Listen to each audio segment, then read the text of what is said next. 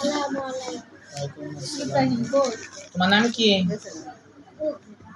তোমার বাড়ি কোথায়? তোমার আব্বুর নাম কি? স্কুলের নাম? তুমি কোন শ্রেণীতে পড়ো?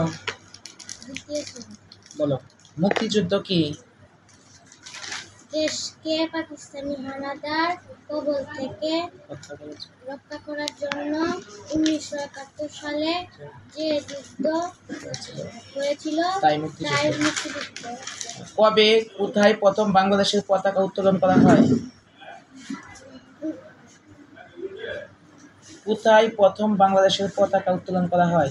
7 মার্চ 1971 সালে ঢাকা 2 মার্চ বলো হইতেছে। 2 মার্চ ঢাকা বিশ্ববিদ্যালয়। বাংলাদেশ কবে বিজয় লাভ করে? 16 ডিসেম্বর। বাংলাদেশের স্বাধীনতা দিবস কবে? 26 মার্চ। বাংলাদেশের স্বাধীনতা স্থপতি কে? বঙ্গবন্ধু শেখ মুজিব। বঙ্গবন্ধুর পক্ষে কে স্বাধীনতার ঘোষণাপত্র পাঠ করেন? মেজর জিয়া রহমান। মুক্তিযুদ্ধ চলাকালীন বাংলাদেশের অস্থায়ী স্বাধীনতা রাজধানী কোথায় ছিল? মেহেরপুর জেলায় মুজিবনগর।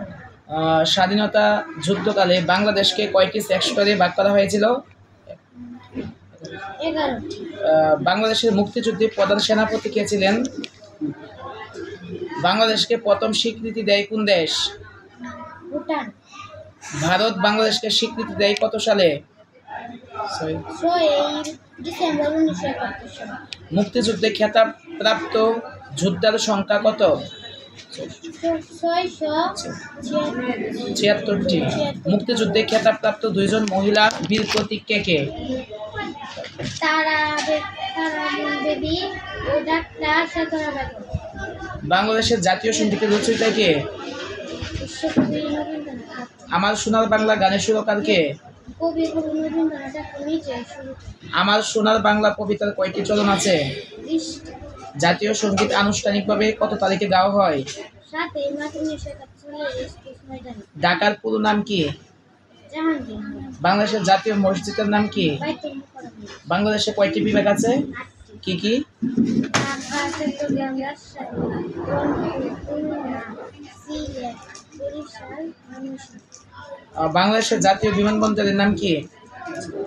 হযরত হযরত শাহজালাল আন্তর্জাতিক বিমানবন্দর।